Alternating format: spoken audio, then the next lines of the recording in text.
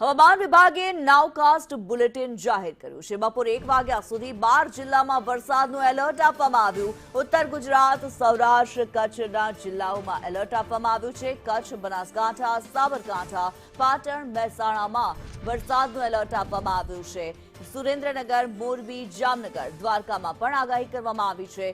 જૂનાગઢ, પોરબંદર, રાજકોટમાં પણ વરસાદની આગાહી કરવામાં આવી છે।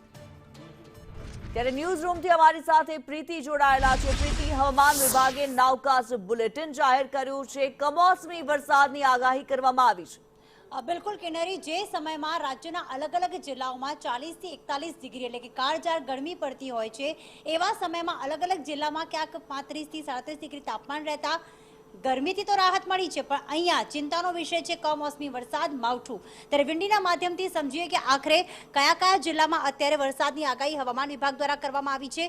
1 વાગ્યા સુધી આ નકશો જાહેર કરવામાં આવ્યો છે, જેમાં ખાસ કરીને કચ્છના વિસ્તારમાં વરસાદની આગાહી કરવામાં આવી છે। 1 વાગ્યા સુધી ત્યાં વરસાદ પડી શકે છે, તો માવઠું બનાસકાંઠામાં પણ થઈ શકે છે।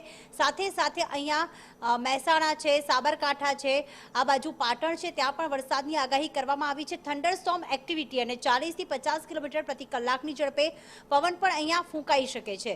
તો સાથે સાથે સુરેન્દ્રનગર છે, આ તરફ આપણે જોવા જઈએ તો અમરેલી છે, સાથે સાથે બીજી વાત કરીએ તો રાજકોટ છે, જ્યાં પણ વરસાદની આગાહી કરવામાં આવી છે। જામનગરના દ્વારકાના દરિયા કિનારે પણ ભારે પવન ફૂંકાઈ શકે છે।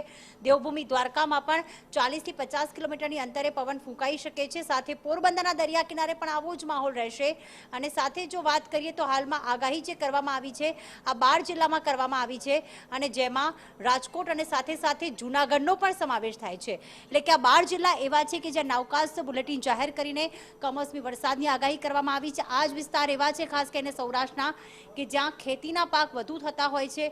ઉત્તર ગુજરાતમાં પણ ખેડૂતો અત્યારે ચિંતિત બન્યા છે। કિન્નરી, જી ધન્યવાદ પ્રીતિ।